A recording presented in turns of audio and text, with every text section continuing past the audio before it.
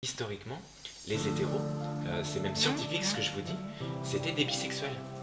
C'était des personnes qui étaient attirées par les deux sexes et qui prenaient un amour libre.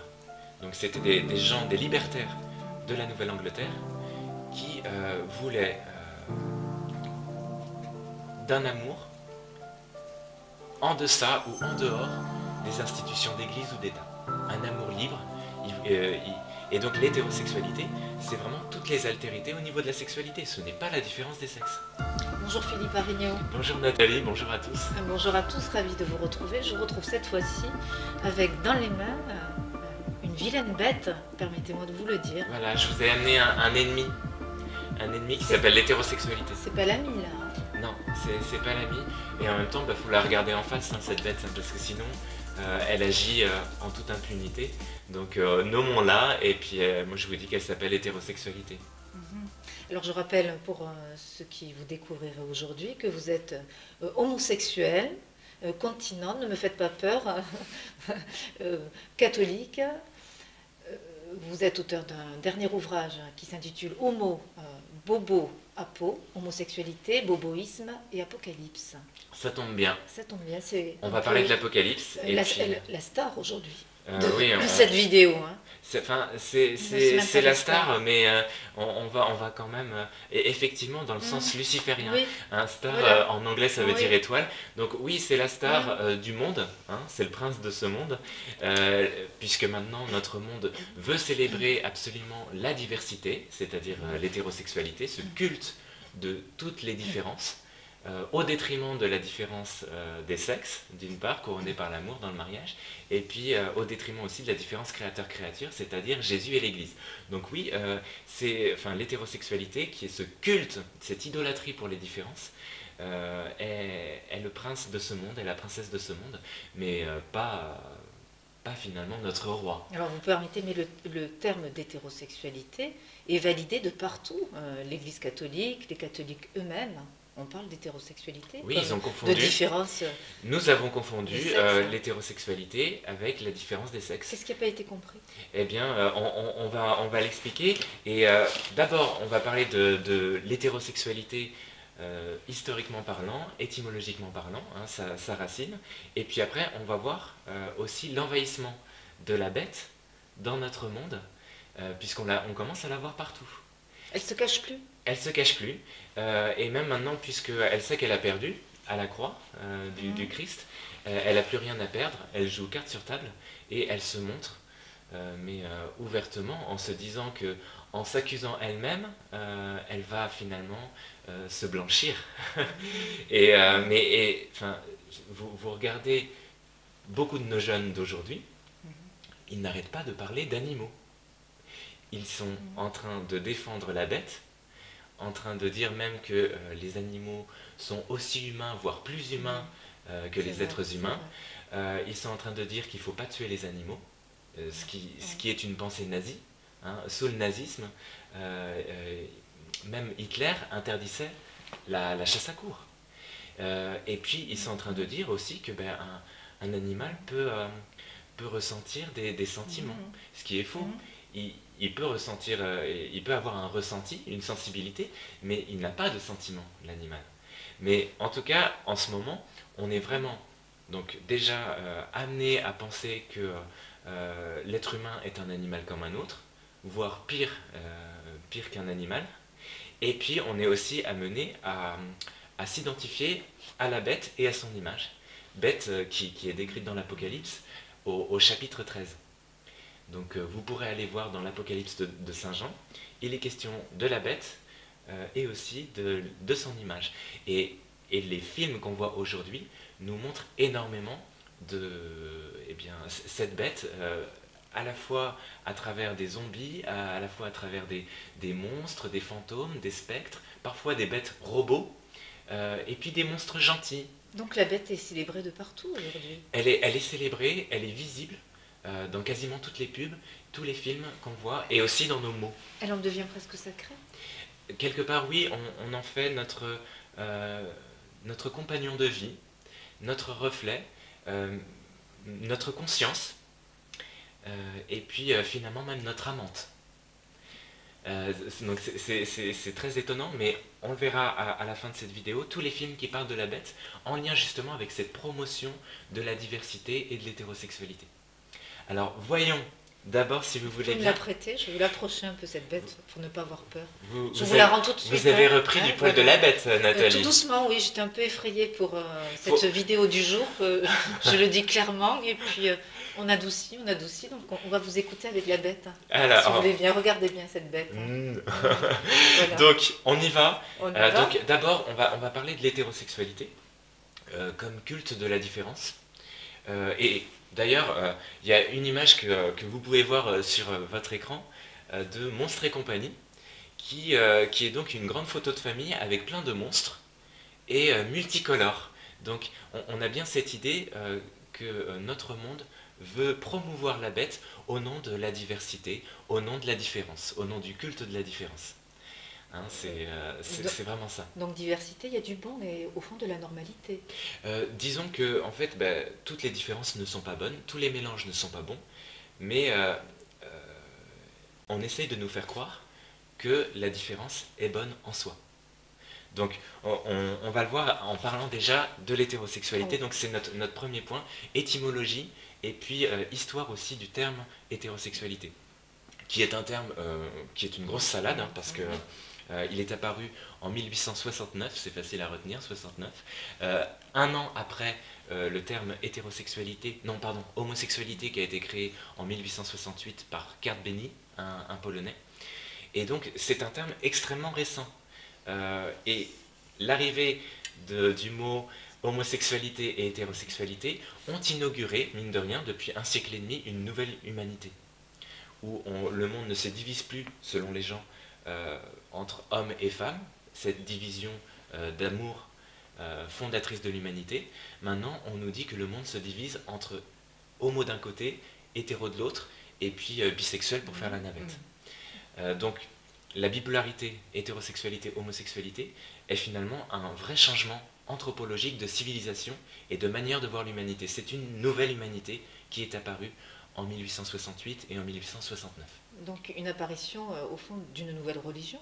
Une autre vision de l'homme et un homme désacralisé, qui n'est plus habité par Jésus, et puis qui est défini selon sa génitalité, d'une part, comme si on était des bêtes, et selon ses sentiments, comme si on était des anges.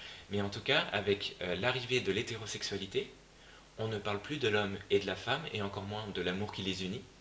On parle maintenant eh bien de quelqu'un qui est défini selon son comportement génital, sa pratique sexuelle, et les personnes qui l'attirent sexuellement. Donc, comme si c'était un mammifère et un animal, un simple animal. Et la bête n'est pas contente là. Hein, parce que vous êtes en train. Non, ça lui plaît pas. Hein. Ça lui plaît pas parce que vous dénoncez, vous mettez un peu de vérité sur. Et vous expliquez un peu cette définition qui n'est pas comprise de l'hétérosexualité. Et donc, on est défini aussi par ses sentiments, comme si finalement la sexualité était une asexualité angélique. Et comme si beaucoup vont dire, mais ouais, mais non, tout n'est pas. Enfin, c'est pas sexuel, même quand on fait l'amour, c'est pas sexuel, c'est limite platonique et c'est limite angélique. C'est voilà, c'est plus que ça, c'est de l'amour. Et la bête n'est pas contente, effectivement, parce que l'hétérosexualité, c'est le diable déguisé en différence des sexes. Donc c'est sa carte à la bête, hein, aujourd'hui. Oui, qui passe. Alors moi, je m'en suis rendu compte parce que pendant mes conférences, elle passe partout. Pendant mes conférences, je parle d'homosexualité. Les gens n'ont rien à redire à ce que je dis sur l'homosexualité, et je sais que le seul mot qu'ils vont sortir juste avant de quitter la salle pour m'attaquer, c'est hétérosexualité. C'est-à-dire que c'est leur seul alibi, parce que le diable sort. Le diable sort et montre que finalement, en défendant l'hétérosexualité et en remplaçant la différence des sexes par l'hétérosexualité, eh bien, nos contemporains ont été blessés dans le mariage, dans la différence des sexes et par rapport à l'Église. Donc l'hétérosexualité cristallise cette haine vis-à-vis de la sexualité, vis-à-vis de Jésus. Donc on touche directement et on blesse et on fragilise l'institution Église et le sacrement du mariage. Oui. Donc la bête vient un peu détruire, détruire en apparence. Et elle vient détruire, et en même temps, elle se fait passer pour la différence des sexes, puisque maintenant, dans la tête des gens, donc elle joue la bête, la différence des sexes est l'hétérosexualité. Ouais. Donc ils ont vraiment confondu, et la bête est astucieuse, hein, puisque... Elle est rusée.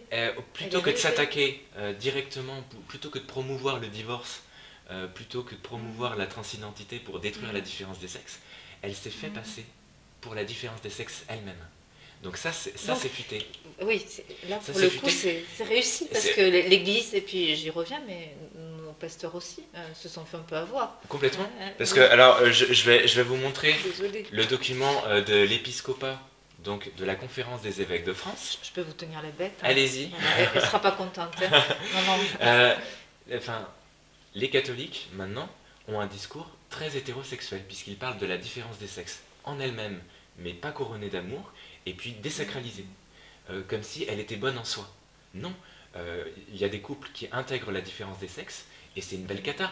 Donc il ne suffit pas d'intégrer corporellement la différence des sexes pour qu'il y ait de l'amour. Il ne suffit pas non plus de pouvoir procréer pour qu'il y ait de l'amour. Il y a des couples femmes-hommes qui se révèlent stériles, mais qui s'aiment davantage que des couples femmes-hommes qui peuvent procréer. Mais en revanche, quand la différence des sexes est vraiment accueillie, que ce soit dans le mariage femme-homme ou dans le célibat consacré, elle devient le meilleur. Et finalement, la différence des sexes est la condition, est la matière même de l'amour. Et c'est pas du tout une promotion absolue du mariage que je fais là, c'est même une promotion du célibat consacré. Mais en tout cas, donc, effectivement, actuellement, il y a une vraie confusion entre différence des sexes et hétérosexualité, et cette confusion s'est infiltrée dans l'Église même, puisque là, par exemple, sur un document de l'épiscopat français, la conférence des évêques de France, à l'occasion du Pax en 1998, eh bien, je vois une horreur, un intitulé « La société ne peut être qu'hétérosexuelle ». Et là, je me dis, mince, là, il y a eu un virage qui a été pris, mine de rien, par l'Église, en tout cas les gens d'Église, qui est terrible, parce que, bon, le pilier idéologique de la franc-maçonnerie, c'est l'hétérosexualité. Ils défendent toutes les libertés, le déni des limites et toutes les différences, au détriment de la différence des sexes couronnés par l'amour, et au détriment aussi de Jésus. Et là, ce virage a été pris alors que l'Église n'a jamais défendu l'hétérosexualité. Jamais.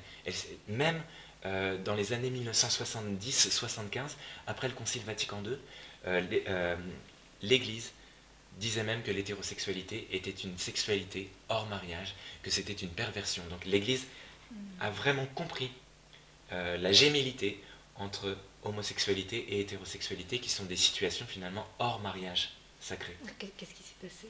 Je pense que pris dans le monde, pris dans l'esprit du monde, et puis aussi par stratégie de défense face à une promotion de l'homosexualité, pour se démarquer de cette menace-là, eh bien, beaucoup se sont rassurés, notamment nos évêques et nos cardinaux, en s'affichant hétéros, en disant « Non, nous on défend pas l'homosexualité, donc nous allons défendre l'hétérosexualité. » Alors qu'en fait, historiquement, les hétéros, c'est même scientifique ce que je vous dis, c'était des bisexuels. C'était des personnes qui étaient attirées par les deux sexes et qui prenaient un amour libre. Donc c'était des gens, des libertaires de la Nouvelle-Angleterre, qui voulaient d'un amour en deçà ou en dehors des institutions d'église ou d'État. Un amour libre. Et donc l'hétérosexualité, c'est vraiment toutes les altérités au niveau de la sexualité. Ce n'est pas la différence des sexes. Et on voit bien, aujourd'hui encore, on retrouve... On se plante complètement aujourd'hui. Je pense... C'est le désastre, c'est la cata et la confusion, comme vous avez dit.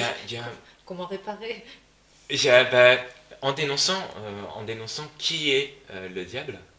En fait, on ne nomme plus aujourd'hui la bête. Non, on la nomme plus. Et puis on n'a pas vu que c'était le culte de l'altérité. C'est l'autre. Dans la Bible... Elle n'est pas contente, la bête. Elle me regarde. Elle veut vous faire taire, la bête. Je vous assure, elle n'aime pas. Je sens bien. L'autre, dans la Bible, c'est un nom du diable. Il se prend pour le tout autre, alors que le vrai tout autre, c'est Jésus, c'est Dieu, mais qui a rejoint l'humanité. Mais là, oui, la bête, c'est l'autre. Et donc, c'est le culte de l'altérité. Pourquoi on ne le dénonce pas, vous me demandiez? Parce que finalement, ce culte de la diversité inclut aussi, quelque part, Jésus. Inclut l'Église. Donc, on se dit, bah, finalement, tout va bien. Sauf que ce culte-là lui enlève sa primauté. Et c'est ça le problème. Donc, l'altérité accueille même Jésus. Sauf qu'elle lui enlève sa primauté, sa royauté.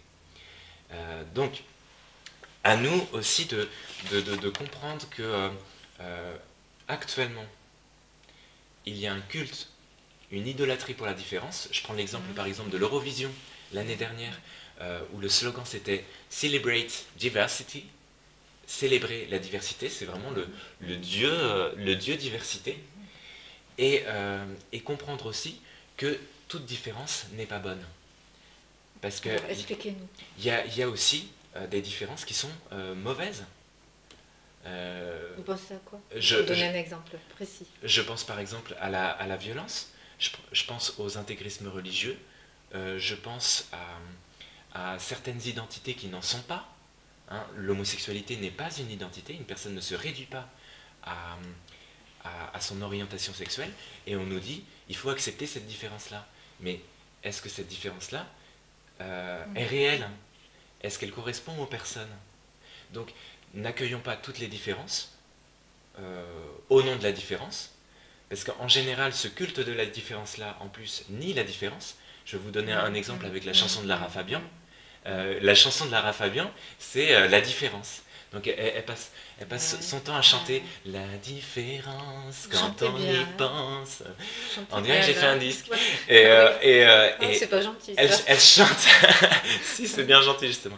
Elle chante la différence, et à la fin, la conclusion de sa chanson, c'est « La différence quand on y pense, mais quelle différence ?» Donc, ceux qui vouent un culte à la différence finissent par la nier. Parce que les 4 différences fondatrices de l'humain et de l'amour, que sont la différence des sexes, la différence des générations, la différence des espaces, et puis la différence plus liée à la croyance créateur-créature, donc les différences fondatrices qui permettent à l'humain de vivre avec les autres et de les respecter, elles sont niées, au détriment d'autres différences qui sont plus narcissiques. Plus au niveau du goût, plus au niveau du physique, plus au niveau même des fois des fantasmes. Parce que la différence homosexuelle, c'est une différence fantasmée. Donc il y a un culte des différences qui a l'air de les intégrer toutes, mais qui finalement nie la primauté et même l'existence des différences fondatrices de l'humain. Et c'est ça le grand crime de l'hétérosexualité, qui est finalement le gender. Là, tout le monde vous êtes le seul aujourd'hui, Philippe Arineau, justement, à dénoncer un peu cette hétérosexualité. Oui, et parce que beaucoup, par exemple, s'attaquent au gender, en disant le gender nie la différence des sexes, ce qui est pas vrai d'ailleurs. Elle l'idolâtre. Donc les promoteurs du gender, qui ne savent même pas ce que c'est que le gender d'ailleurs, pour eux c'est l'amour, tout court, c'est l'accueil des différences, eh bien elle ne nie pas que l'homme et la femme existent, elle ne nie pas non plus que... Vous voulez la paix? Ouais, je la veux bien, je parle d'elle. Elle s'était calmée. Elle s'était calmée? Elle s'était endormie? Non, je vais la réveiller un petit peu. 3 claques. On veut terminer cette vidéo. Les promoteurs du mariage gay ne nient pas que l'homme et la femme existent, qu'il faut un homme et une femme pour faire un enfant. Enfin voilà. Donc il y a toute une caricature qui a été faite par beaucoup de catholiques qui pensent que le gender c'est un déni de la différence des sexes. C'est pas vrai. C'est pas vrai. C'est une idolâtrie de la différence des sexes. Alors expliquez-nous. Eh bien, le gender, une idolâtrie, non, il faut comprendre là. Soyez plus clair. Ils sont fans. Parce que là, ils ne vont pas être fans. Les catholiques qui vont écouter cette vidéo, Philippe, ne seront pas fans de. Oh ils vont se réveiller. Hein. Oui, mais, avec la bête. Beaucoup de personnes ont confondu l'image de l'homme ou l'image de la femme médiatique, cinématographique, avec l'homme ou la femme réelle. Et après, en réaction, ils disent, mais nous, on n'est pas ça. C'est une désincarnation. Oui, mais eux, ils ont confondu l'hyper-masculinité et l'hyper-féminité avec l'homme et la femme réels, fragiles. Et donc, je pense que les promoteurs du gender nous réveillent aussi. Ils sont là pour nous dire, écoutez, on n'est pas des objets, il y a mille et une manières d'être homme, mille et une manières d'être femme, on est libre, et il n'y a pas qu'une seule image, il n'y a pas qu'un seul modèle. Le problème, c'est qu'après, dans cette confusion et cette idolâtrie des pro-gender pour la différence des sexes, eh bien, on voit une naïveté, c'est qu'ils ont confondu l'homme-objet ou la femme-objet cinématographique avec l'homme et la femme réelle, au point d'en être dégoûté et de dire c'est pas de l'amour, et finalement tous les couples femmes-hommes sont hétéros, nous on veut pas du mariage, ou alors on veut du mariage mais pour faire mieux que les couples hétéros. Donc vous voyez, mais effectivement il y a une vraie idolâtrie que cache l'hétérosexualité, et donc on doit nous dénoncer l'hétérosexualité comme un travestissement, une parodie de la différence des sexes. Ceux qui disent, au nom du fait que l'homosexualité soit un terme pourri et soit une idéologie, que l'hétérosexualité n'existe pas et qu'il ne faut pas en parler, ont tort. Ils ont tort. Et on l'entend beaucoup chez les cathos qui, pendant notamment la manif pour tous, et le passage du mariage gay, ont senti intuitivement qu'il ne fallait pas parler des couples hétéros.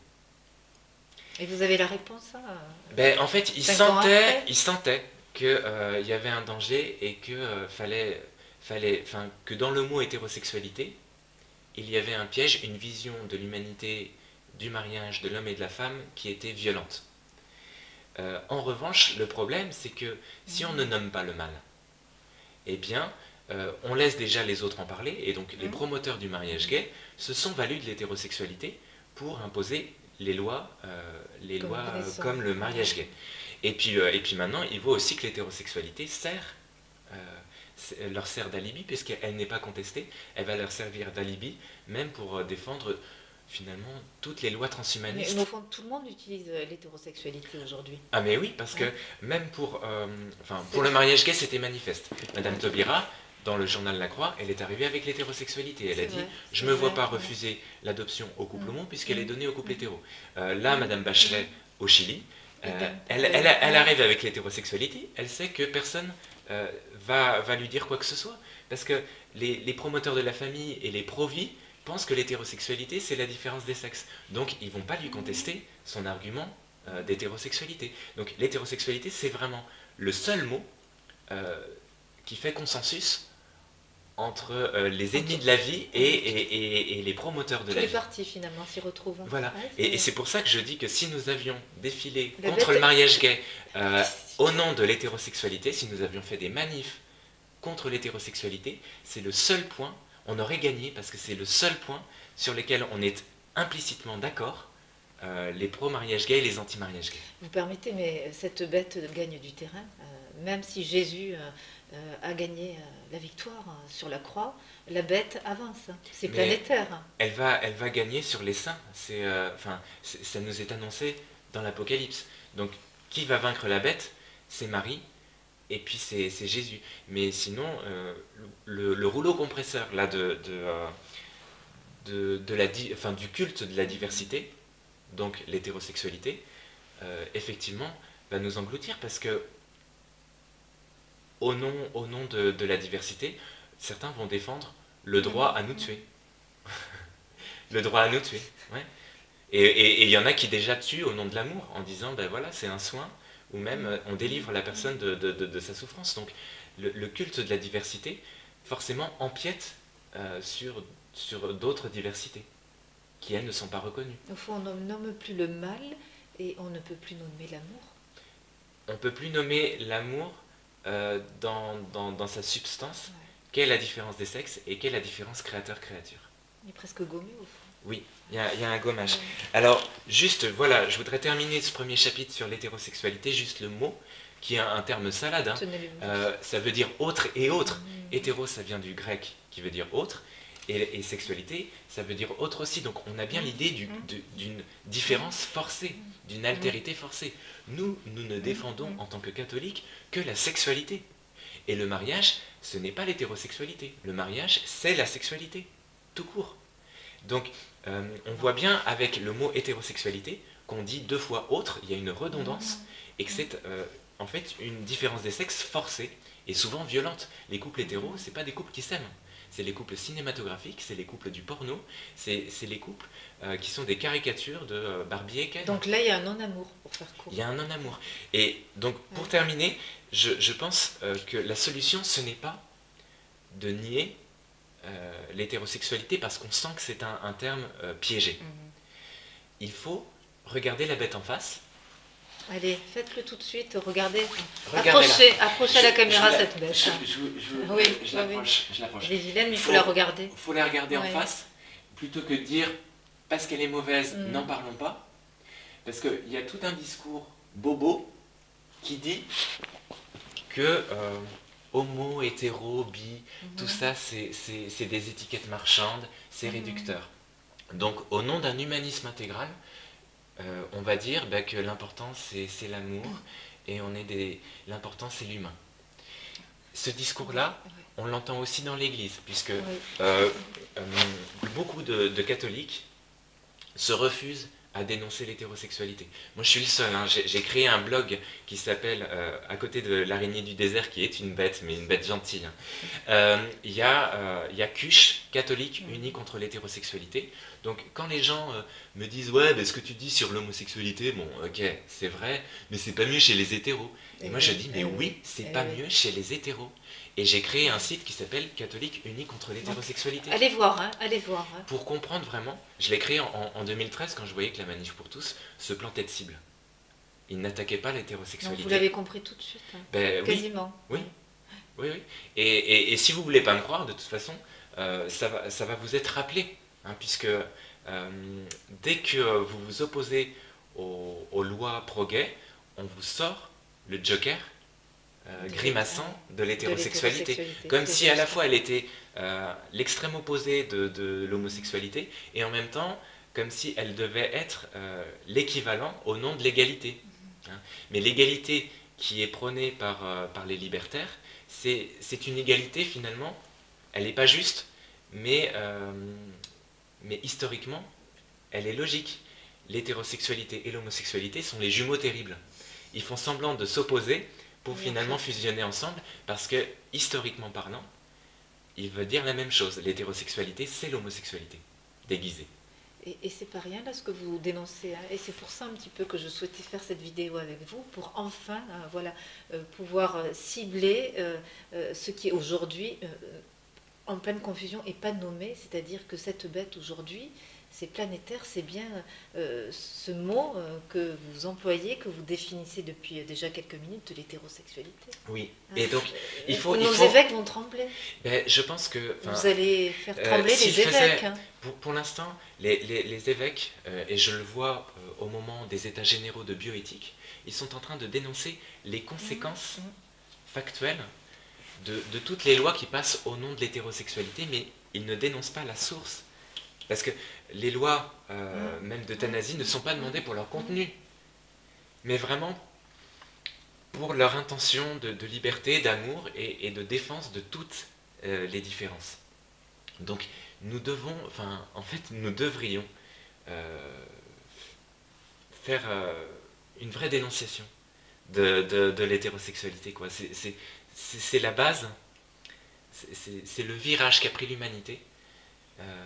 C'est le virage un peu de la bête. Pour nier la sexuation homme-femme et pour nier Jésus. Donc c'est un virage fondamental. Et donc, même si l'hétérosexualité n'existe pas en elle-même, puisqu'elle n'est pas la différence des sexes, nous devons la dénoncer au moins en tant que croyance et en tant que système politique, médiatique, idéologique. Parce que c'est là, c'est à partir de l'hétérosexualité que s'ouvre après une forme de boîte de Pandore. Et vous avez parlé tout au début de cette vidéo de la franc-maçonnerie. C'est mené, c'est conduit aussi par les idéologies maçonniques, et une préparation de la bête à travers ce libertinage que l'on peut retrouver dans la franc-maçonnerie et l'hétérosexualité du coup. Alors déjà dans la Bible, la bête, l'hétérosexualité, elle a plein de têtes. Vous me la prêtez? Oui. Là on n'a qu'une tête. Voilà. relisez l'Apocalypse, la bête de l'Apocalypse a une tête de lion, a une tête d'ours. Donc, elle est déjà figure de diversité. Et c'est un espèce de miroir avec multifacettes, avec mais un miroir asexué, mais étincelant. Hein, c'est pas une bête monstrueuse, elle est justement, cette diversité peut nous éblouir. Donc il peut y avoir de la beauté. Ah mais complètement. D'où la séduction. On en a plein les yeux. On en a plein les yeux. Et effectivement, c'est dur de s'opposer comme ça à la différence, de se dire, mais non, la différence n'est pas bonne en soi, parce qu'il y a quelque chose d'un peu éclatant, de multicolore, qui est très séduisant dans la bête. Alors, justement, cette promotion de la différence en soi, qui est une promotion du gouvernement mondial, portée d'ailleurs par Macron, puisque le 13 mars 2017, sur le plateau de TF1, Macron a dit ouvertement « Je veux défendre la différence complète et radicale ». Là, quand j'ai entendu ça, je me suis dit « Ça y est, c'est l'ambassadeur du gouvernement mondial qui s'est basé sur l'hétérosexualité, c'est-à-dire cette promotion de la différence en soi. » Et vous ne pouvez rien dire.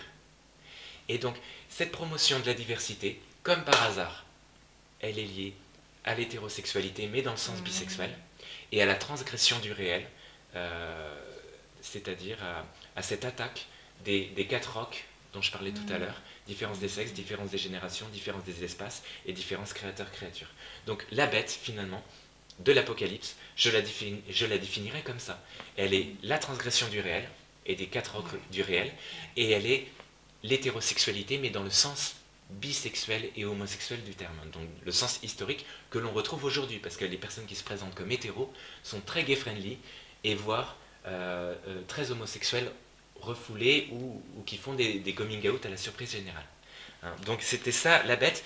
Et alors, dans les films d'aujourd'hui, dès que vous voyez une bête, mais dans le sens, vous voyez, zombie, monstre, dinosaure, etc., comme par hasard, Nathalie, il est question d'homosexualité.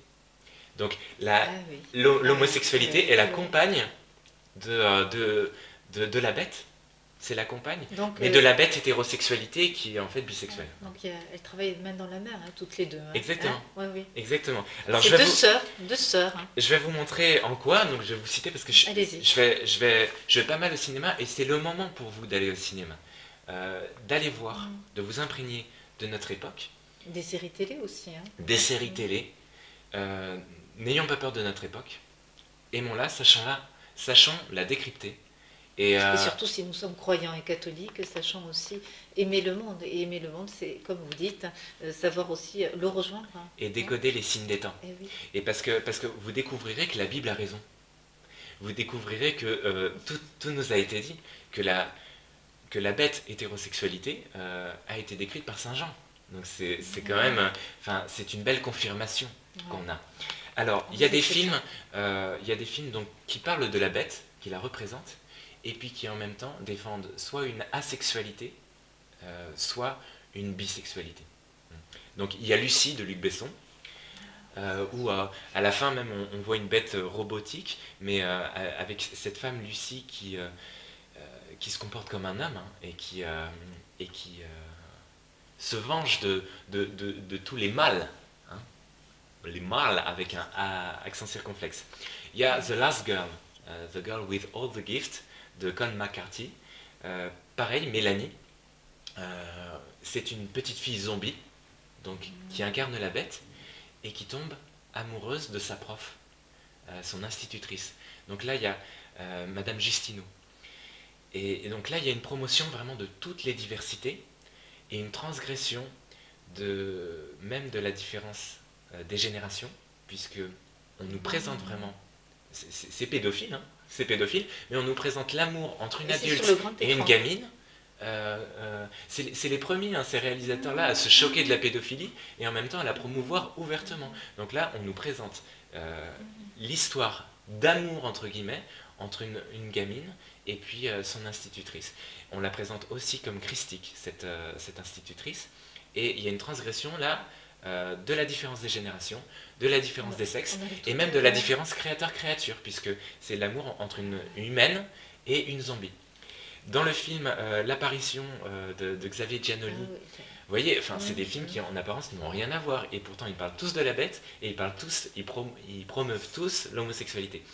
Là, dans l'apparition, il y a Vincent Lindon qui joue le rôle d'un journaliste qui va voir une voyante qui aurait vu la Vierge et qui s'appelle Anna. Eh bien, dans ce film-là, il est question et de la bête qui donne rendez-vous à l'Armageddon, puisque ça finit dans la région de la Syrie.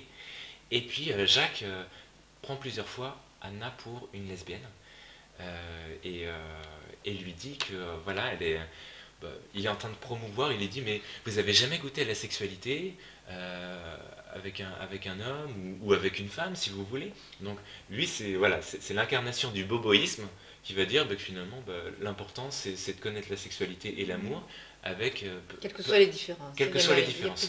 La différence des sexes s'est transformée en option. Il y a aussi le téléfilm La Bête Curieuse, donc là ça s'appelle vraiment La Bête, avec Laura Smet, la fille de Johnny.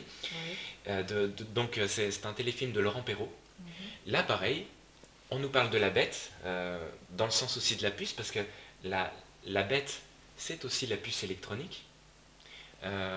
Et dans l'Apocalypse, la marque de la bête est placée dans la main droite ou sur le front, exactement où est déjà placée la puce électronique dans certaines mains, et puis aussi dans les casques de réalité virtuelle. Et donc, cette bête curieuse, c'est le bracelet électronique qui est mis sur le poignet d'un prisonnier qui sort. Donc, on a bien cette idée de la bête technologique qui va tout voir, tout surveiller, et comme par hasard, Laura Smet est draguée. Donc elle est en liberté conditionnelle, et elle est draguée par une de ses collègues qui s'appelle Céline, et qui finalement va vivre son lesbianisme avec une autre femme que l'héroïne. Mais en tout cas, la bête, encore une fois, qu'elle soit animalisée ou technologisée, est reliée à cette promotion de toutes les différences qu'est l'hétérosexualité, et aussi à l'homosexualité, qui apparaît comme anecdotique dans ces films-là. Il y a aussi Power Rangers, où là, donc c'est de Dean Israelite, ça ne s'improvise pas au niveau du nom. Là, donc pareil, on a des monstres bestiaux, et Force Jaune, qui est incarnée par une femme, est lesbienne. Encore une. Voilà. Donc encore promotion. Promotion de la bête hétérosexualité. Dans le film Gen 2 Identity d'André Ovredal, là c'est pareil, on a la bête, donc c'est un cadavre quasiment asexué d'une sorcière qui sème le trouble dans une morgue. Et on retrouve dans sa bouche des fils cousus des cris de la mère morte. Donc c'est vraiment... Enfin, la bête nous conduit aussi vers l'Armageddon, c'est-à-dire Israël. Donc la bête donne aussi quelques indices. Oui, elle donne des indices quand on sait les décrypter qui sont très très clairs. En fait, elle n'est pas du tout originale. Comment vous avez pu arriver à un tel décryptage C'est grâce à l'homosexualité. Parce que j'ai vu que l'homosexualité apparaissait dans les films où la bête était représentée. Donc là où était la bête, toujours une marque d'homosexualité. C'est ça qui vous a un petit peu alerté? Enfin, il n'est pas toujours question de la bête, mais dans les films où il est question de la bête, il y a une promotion de l'altérité avec un A majuscule, asexué, angélique, et puis en règle générale bisexuel. Ouais. Après La Bête Curieuse, après Power Rangers et Gen 2 Identity, il y a La Belle et la Bête. Donc il y a une adaptation qui a été faite par Bill Condon, donc qui parle vraiment de la bête. on a des pubs aussi de voitures qui disent qui nous proposent de choisir entre laquelle vous préférez, la belle ou la bête. Donc la bête technologique est vraiment présente même dans les pubs. Et donc dans La Belle et la Bête, comme par hasard, ça a été même un mini scandale. C'est la première fois que Walt Disney représente dans un film grand public l'homosexualité, puisque le fou est amoureux de Gaston. Donc même dans La Belle et la Bête, homosexualité. Parce que je me dis, bon, l'homosexualité est une super boule de cristal pour voir avec précision où on nous amène, mais l'invasion de la bête, elle est massive. Donc ça me fait pas plaisir, parce que je vois effectivement qu'elle va nous griffer, et ça va faire mal. Alors ensuite, Wonder Woman, aussi le film Wonder Woman. Donc on voit, donc Wonder Woman est une icône lesbienne, très connue, et reconnue comme telle, puisque même la chaîne Pink TV a utilisé Wonder Woman comme son égérie, et Wonder Woman parle, pareil, de la bête, représentée sous la forme du dieu Arès, qui est un dieu, le dieu de la guerre. Et donc la bête se présente comme aussi la déesse de l'amour, puisqu'elle accueille toutes les différences. Donc on ne la voit pas comme méchante, puisque en apparence elle est inclusive, elle accueille tout le monde. Il y a aussi le film Le Crime de l'Orient Express, qui est sorti de Kenneth Branagh, où là la bête c'est la locomotive. Ça démarre au mur des lamentations, comme par hasard, et le personnage principal, Edward Ratchet, qui va finalement être tué, incarne, enfin c'est Johnny Depp, qui déjà est figure très souvent d'androgénéité, et qui joue dans le film un personnage avec Hercule Poirot très ambigu, très séducteur, très androgyne. Et donc on a encore une fois cette convergence entre la bête et soit la sexualité, donc le fait de ne pas être sexué, et la bisexualité. Star Trek de Brian Fuller, pareil, on est dans l'espace, on est avec les monstres technologiques, et Brian Fuller est homosexuel, et c'est de notoriété publique, il le dit, et les personnages de Star Trek, par exemple Zachary Quinto, et puis même dans la série Star Trek, il y avait George Takei, l'asiatique, qui sont ouvertement homosexuels. Donc c'est pas qu'une alliance fictionnelle, on voit aussi que la bête attire des personnalités réelles homosexuelles. Donc la bête a ce côté aussi très narcissique. Oui, effectivement. Effectivement, parce que elle est une image de force, de puissance, de rebelle. La bête se rebelle. Donc elle est anti-système, elle est une icône de liberté, en même temps que de diversité. Donc elle ne regarde pas vers le Christ, le Sauveur. Non. Elle se regarde. Elle se regarde elle-même, elle prend ses distances, elle se croit indépendante. Donc elle séduit tous ceux qui sont en révolte. Mais le monde est en révolte. Le monde est en révolte en ce moment puisqu'il s'est coupé du Christ. Oui, le monde est narcissique. Le monde, au fond, oui, peut se retrouver dans l'image de la bête. D'où le succès de la bête aujourd'hui. Je pense. Deux autres derniers films, et puis après j'arrête avec ça. Il y a aussi La Forme de l'eau, de Guillermo del Toro, qui a gagné plusieurs Oscars à Hollywood, qui raconte l'histoire d'une femme muette qui tombe amoureuse d'un être de l'espace, un amphibien. Et donc, voilà, la bête nous est même présentée comme gentille, au nom de la diversité. Et le méchant, c'est qui? C'est l'hétérosexuel, vraiment dans le sens le père de famille qui n'aime pas sa femme, qui n'aime pas ses enfants, et qui est dans la vitrine de la famille. Et donc, oui, la bête est présentée de plus en plus comme la gentille victime d'un monde qui refuse les différences. Donc, qui refuse l'hétérosexualité. Elle est anti-système. Quelque part, ouais. Et alors, comme par hasard, je vous le donne en mille, dans La Forme de l'eau, eh bien, le meilleur ami de Eliza, qui est la femme muette, est homosexuel. C'est Gilles, il s'appelle Gilles, c'est un vieil homo, et lui, il transgresse non seulement la différence des sexes par une pratique homosexuelle, mais aussi la différence des générations, puisqu'il drague les petits jeunes. Donc il y a une transgression aussi de toutes les autres différences du réel. Il transgresse la différence des espaces, puisque il ne regarde que des films en noir et blanc, il est peintre et il s'éloigne de la réalité. Et il transgresse la différence créateur-créature, puisqu'il devient le compagnon de la bête. Il la regarde d'ailleurs. Vous reprenez la bête si vous voulez. Ouais, ne la regardez pas trop. Hein, il la regarde par la bête. Hein. Il la regarde comme un reflet narcissique. Ouais.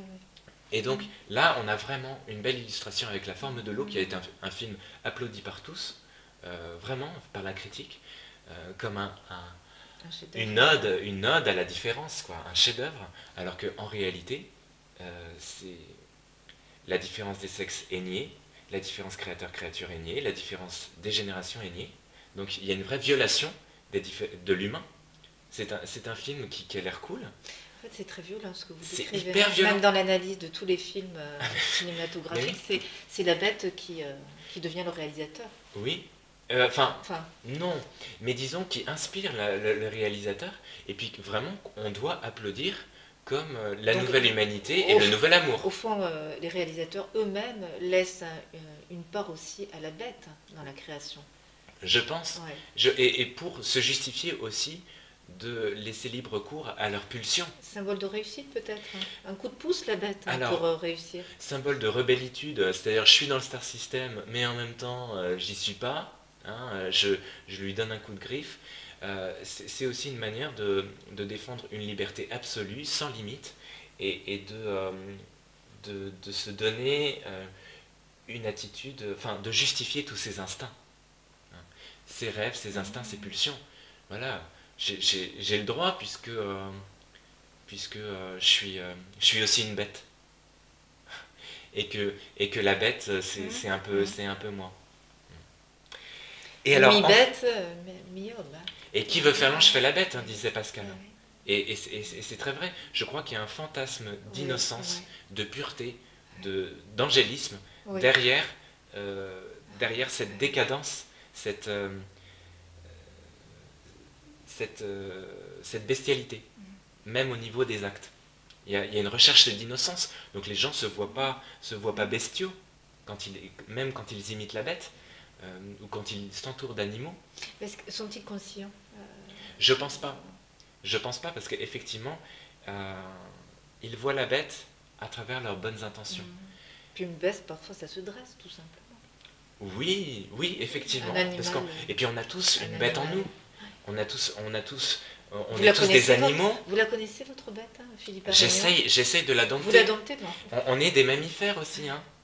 Et on a tous des pulsions, on a tous une part en nous d'animal qu'il ne s'agit pas de nier. Simplement, elle ne doit pas être le maître de notre vie. Parce que le maître de notre vie, c'est Jésus. C'est pas la bête. Vous êtes bien placé dans l'homosexualité, il y a une part très animale. Non, oui, mais aussi très asexué, très angéliste. Donc au fond, ange et démon à la fois. Ange et démon à la fois, c'est les deux. C'est-à-dire que la bête n'est pas purement bête. Eh ben, oui. Elle est très intelligente. Elle n'en serait pas là aujourd'hui avec l'hétérosexualité. La bête a confondu l'amour avec l'intelligence. Et il veut remplacer l'amour par l'intelligence. Donc la bête. L'intelligence artificielle. Et l'intelligence artificielle notamment, très juste. Finalement, la bête, c'est un dithéisme. Elle n'est pas 100% bestiale, elle n'est pas 100% noire, elle utilise aussi le Christ et elle mime le Christ. Ouais. Donc elle est bête et intelligente. Donc au fond, la bête que nous pouvons aussi avoir à l'intérieur de nous, sous le regard de Dieu, cette fois-ci, peut être domptée. Exactement. Il faut se mettre à genoux. Il faut la reconnaître. Et puis, quand Dieu a créé Adam, il lui a dit: tu seras le garant de la nature. Soumettez la nature en la respectant. Donc, les bêtes sont des créatures de Dieu que nous devons aimer. Simplement, l'homme est supérieur parce que libre et responsable des animaux. Il est supérieur aux animaux, non pas parce qu'il doit les maltraiter, mais il est supérieur parce qu'il est libre. Il est libre alors que les animaux sont moins libres, et parce que Dieu s'est incarné en l'homme. Il ne s'est pas incarné dans les animaux. Chacun sa place. Chacun sa place, et plus l'homme se respectera et découvrira sa dignité et sa royauté divine donnée par Jésus, plus il respectera les animaux. Et il s'en fera le maître, mais bienveillant, comme un berger s'occupe de ses brebis. En fait, l'homme ne sait plus prendre soin de sa propre dignité. C'est pour ça qu'il sacralise les animaux. C'est pour ça qu'il laisse toute la place à la bête aujourd'hui. Oui, et du coup, le but de la bête, et c'est là où je voulais en venir pour terminer, c'est de nous transformer en elle. Et en elle sous toutes ses facettes, parce que la bête, comme vous l'avez vu, est à la fois ange, est à la fois animal, est à la fois robot. Et donc, tous ces films-là, et même Ready Player One, le dernier Spielberg, il est question de la bête, et il y a le personnage de Aesh, qui est Hélène, qui est soit transgenre, soit lesbienne. Tous ces films-là visent en fait à nous montrer la bête comme notre amante, donc nous encourage à coucher avec la bête donc plus qu'avec l'humanité. C'est une promotion. Il y a une promotion. Claire, donc claire. Devenez ou animal ou ange ou robot et couchez avec un animal ou avec un ange ou avec un robot. Mais on y est, Philippe Aregnault, nous y sommes dans ces temps. Oui, parce que par exemple, dans La forme de l'eau, le film de Guillermo del Toro dont on vient de parler, Eliza, la femme, couche avec la bête. Donc on nous incite bien à nous prendre pour la bête et à coucher avec elle. Pareil sur, par exemple, la série Frankie. La série Frankie donne des sentiments à des hommes robots. Donc on nous dit, couche ou tombe amoureux d'un robot qui sera plus humain que les humains. Donc là, on est un peu dans la manipulation au fond, et pour anesthésier peut-être les esprits. Parce que pour nous faire détester l'homme, au nom de la promotion. Et adorer la bête. Et adorer la bête, au nom en plus de la promotion d'un humanisme intégral. Ah oui, ça revient. Donc c'est ça qui est paradoxal, c'est que l'idolâtrie pour l'être humain est en fait une haine, une misanthropie cachée. Donc ben voilà. En conclusion, en conclusion, la bête nous lance en ce moment des invitations, des cartons d'invitation. De partout. Déjà à nous identifier à elle. Mylène Farmer, dont on pourrait parler, qui parle beaucoup de l'autre et de la bête. Vous avez fait une vidéo, hein? J'ai fait une vidéo. Dans Monkey Me, elle nous dit, moi, le loup, enfin, je suis dans la peau d'une autre, je suis Monkey Me. Donc je suis la bête. Et elle dit aussi à d'autres moments, le loup c'est ton nom, dans la chanson Oui mais non. Et dans sa chanson J'ai essayé de vivre, elle dit, moi j'ai tant voulu l'autre. J'ai tant voulu l'autre. Donc j'ai tant voulu l'hétérosexualité, j'ai tant voulu l'autre qui est le diable, j'ai tant voulu la bête. Au fond, pour réussir, briller comme une artiste comme Mylène Farmer, aurait-elle donné son âme à la bête pour briller et réussir? Oui, mais sa vie n'est pas finie, donc elle peut encore arrêter de penser qu'elle est la bête. Et puis se tourner vers l'anti-bête, c'est-à-dire Jésus. Et la bête nous lance un carton d'invitation pour l'Armageddon. Et nous étudierons ce carton d'invitation dans une autre vidéo sur les 4 armées de l'Armageddon qui donc sont attirées par la bête. Donc c'est une suite. C'est une suite. À cette vidéo. La suite au prochain épisode. Donc on remercie la bête. T'es d'accord? C'est bien comporté avec vous. Hein. Ça va. Vous a laissé parler. Mais des fois, elle se réveille quand on ne l'attend pas. Hein. Gentiment. Faut se méfier, tout doux. Tout doux. Merci à vous Philippe Aregnault et puis ciao, ciao. merci à vous tous. À bientôt.